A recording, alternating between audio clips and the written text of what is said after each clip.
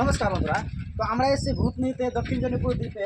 দক্ষিণ জনিপুরে যেখানে কাটাবাদ আছে সেখানে এসেছি। সেখানে আমরা দেখতে পাচ্ছি যে 2025 মানে 24 সালে যে প্রথম বন্যা হয়েছিল, সেই বন্যাতে এই বাঁধ নির্মাণ করা হয়েছিল, যেটার মানে নির্মাণ খরচ ছিল 1.1 কোটি, অর্থাৎ 1.5 কোটি টাকা খরচা ছিল এই বাঁধে।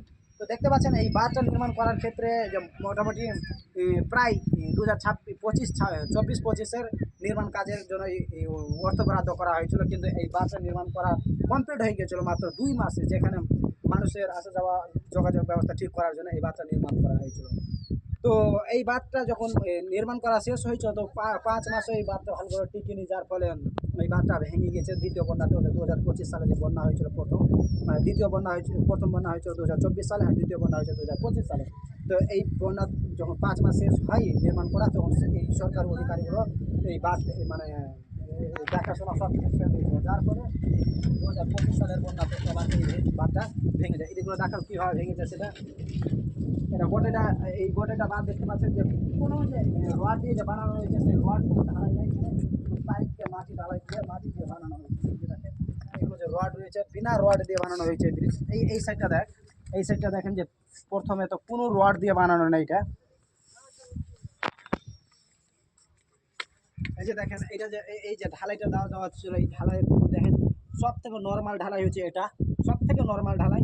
দেখেন সব থেকে নর্মাল ঢালাই আছে, তার মধ্যে এই নর্মাল ঢালাইয়ের মধ্যে কোনো রড ব্যবহার করা হয়নি, যার ফলে প্রথমের জলের গতিবেগে এই বাঁধ ভেঙে যায়। ওপরে এসে দেখাচ্ছে, এই সাইডটা দেখেন, ওই শেষের দিকে দেখেন বাঁধটা কীভাবে নির্মাণ করা হয়েছিল। এই যে এইটা বাঁধটা দেখতে পাচ্ছি যে কোনো বাঁধ নির্মাণ করা যে রয়েছে, এই বাঁধে কোনো রড মানে কোনো কিছু মাটি ভালোভাবে ব্যবহার করা হয়েছিল না। তাছাড়া যে রোডের যে চওড়া ছিল, সেই চওড়াটা মাত্র 10 ফিটও হচ্ছিল না, যার ফলে মোটর সাইকেল, বাইক, 4 চাকা মানে ট্র্যাক্টরগুলো আসছিলো, তার মধ্যে অসুবিধা হচ্ছিল।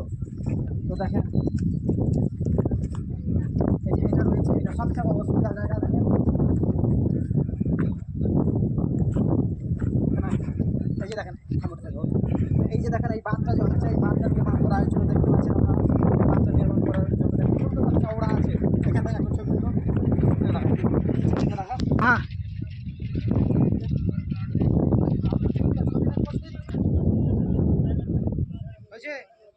ছবি নিলি কিনা? আচ্ছা, আমি দুই দিকে ছবিটা নেব। এই যে এই বাঁধটা নির্মাণ করা হয়েছিল মাত্র 10 ফিটে চওড়া হবে কি হবে, এটা আশ্চর্য জিনিস। দেখেন জন্য পাশে যে চওড়া আছে, সেই চওড়াটা দেখেন মাত্র 10 ফিটও হবে না। আর এই যে দেখেন কোন মাটি দিয়ে বানানো হয়েছিল, সম্পূর্ণ বালু মাটি দিয়ে বানানো ছিল এই বাঁধটা। আর নিচে দেখেন, নিচে বস্তা দিয়ে শুধু ফেলা আছে। আর এখানে হচ্ছে আমাদের গঙ্গা নদী, যেটা এই নদী দিয়ে জল প্রবেশ করছিল আমাদের ভূতনির মধ্যে। যেখানে ভূতনিতে আবার দেখেন ভূতনির মানুষের এখন অসুবিধা রয়েছে, যেখানে মানুষ আসা যাওয়া করতে পারছে না, কিন্তু দেখেন সেখানে গ্রামের পাবলিক, গ্রামের মানুষ নিজেদের অর্থ সহায়তা চাঁদা নিয়ে এই ব্রিজটা বানানো হয়েছে, যেটা এখনও পর্যন্ত ভূতনিকে কোনো বিজেপি সরকার কিংবা রাজ্য সরকার কোনো অর্থ বরাদ্দ করেনি এই ব্রিজটা বানানোর জন্য। এখনও মানুষের অসুবিধা হচ্ছে। তো বন্ধুরা, আপনারা বলেন যে এই ব্রিজটা কি ভূতনির মানুষ কি কোন পাপ করেছিল, যে মমতা সরকার, যেটা টিএমসির এমএলএ রয়েছে, তারাও এখন পর্যন্ত কোনো কাজ করছে না। অথচ যখন এই ব্রিজটা বানানো হয়েছিল, তখন সাধারণ পাবলিককে বিজেপি আর টিএমসির নেতাগুলো যে হুমকি দিচ্ছিল কী জন্য বানাচ্ছে, কারণ সেখানে যখন এই ব্রিজটা যখন বানিয়েছে, তখন এই যে নেতা মন্ত্রীর দ্বারা যে নৌকা ছাড়া হয়েছিল, সেই নৌকাতে এখন নৌকাগুলো বন্ধ হয়ে গেছে, যার ফলে এই যে সরকার রয়েছে, মানে এমএলএ, নেতা মন্ত্রী, তাদের কতটা ইনকাম করা বন্ধ হয়ে গেছে। দেখেন বন্ধুরা, সেখানে গাড়িটা যাচ্ছে, কীভাবে যাচ্ছে, অসুবিধা হচ্ছে কতটা আপনারা দেখতে পাচ্ছেন। দেখেন তো বন্ধুরা, এই সামনে দেখেন কতটা কোথায় বাঁধ ভেঙে আছে, সেখানে একটা নতুন করে বাঁধ নির্মাণ করতে হবে।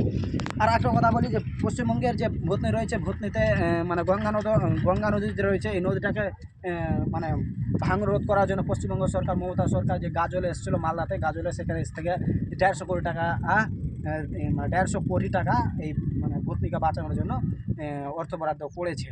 তো সেই টাকা ভূতনিকে ভাঙন রোধ করা সম্ভব নয়, যেহেতু ভূতনির চারদিক দিয়ে ভূতনিকে গঙ্গা নদী আর ফ্লোহর নদী দ্বারা গ্রাস করছে, সেটা দিনের পর দিন ভেঙে চলেছে। প্রত্যেক বছরে 10 থেকে মানে প্রায় 100 বিঘা 150 বিঘা করে জমি নদীর তলে গর্ভে যাচ্ছে, যেটা 2025 সালে প্রায় 150 বিঘা জমি নদীর গর্ভে চলে গেছে। তো বন্ধুরা, আপনারা অবশ্যই পাশে থাকবেন, আর ভূতনির এভাবে নিউজ খবর পাওয়ার জন্য অবশ্যই সাথে থাকবেন। তো ভাই, আবার দেখা। এই যে দেখেন, এটা হচ্ছে ভূতনির কাটাবাঁধ, দক্ষিণ জনিপুর। সব থেকে অনেকটা অসুবিধা খারাপ হয়ে আছে দেখেন, কি আর বলবো আপনাদের। এই যে এটা ব্রিজ রয়েছে, এই ব্রিজ দিয়ে মানুষ আসা যাওয়া করছে, অনেকটা অসুবিধা।